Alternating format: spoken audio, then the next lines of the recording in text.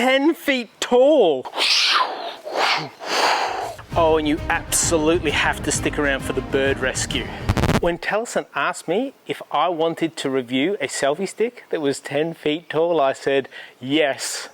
Why?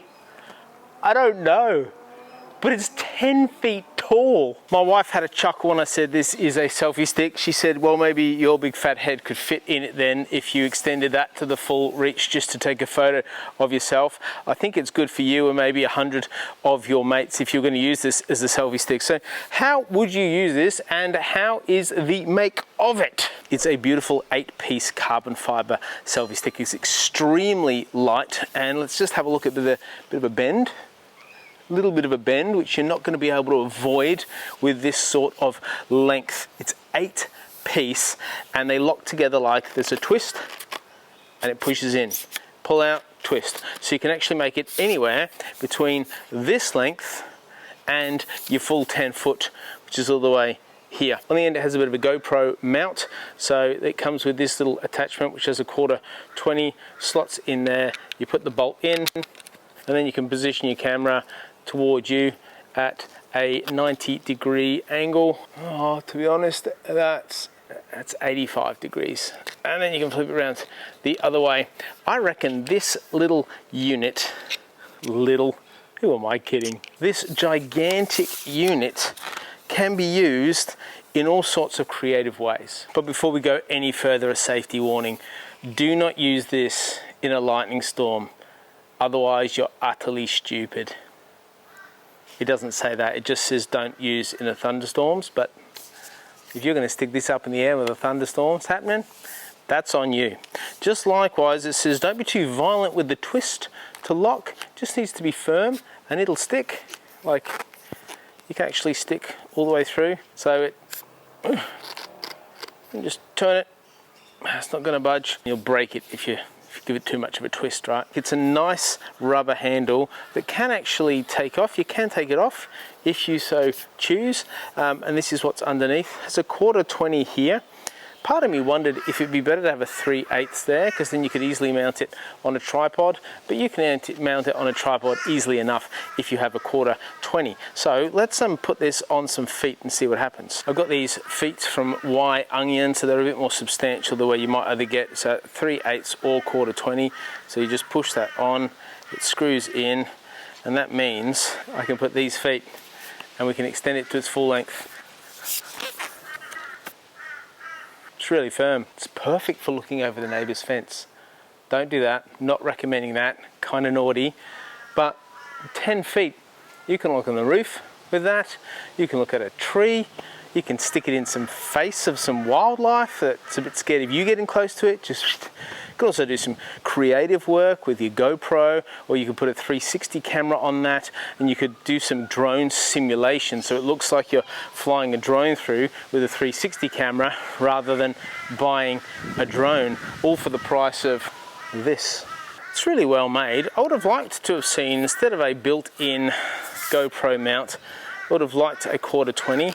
I've tried to remove this and it doesn't remove. I would like to have just had a 1/4-20 with these attached as well, so I could do a number of other things with it. I feel like it's added an extra step that I can make the most of, or not. If it had a female 1/4-20, it might actually work out best, but personal player's preference, whatever works for you. It's also super light and doesn't take up much space, so this could actually double as a monopod. It has the girth here for a monopod.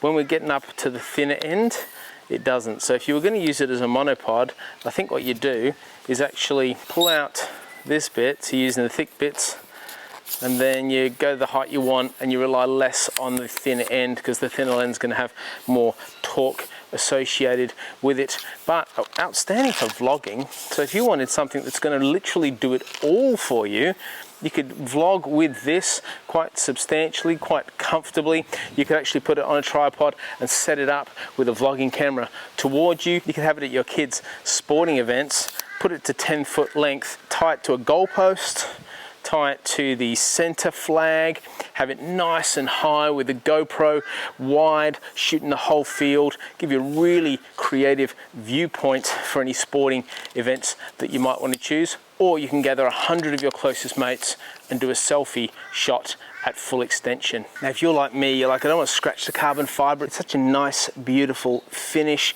So they have a bag, and this is the bag, simply slots in. It's a plasticky canvas bag.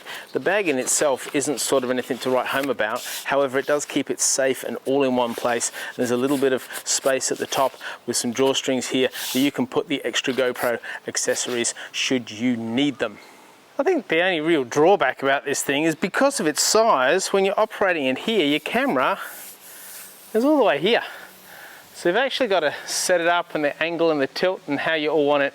Press record with the right settings, like filters on a drone. You don't have any control of them once they're up there.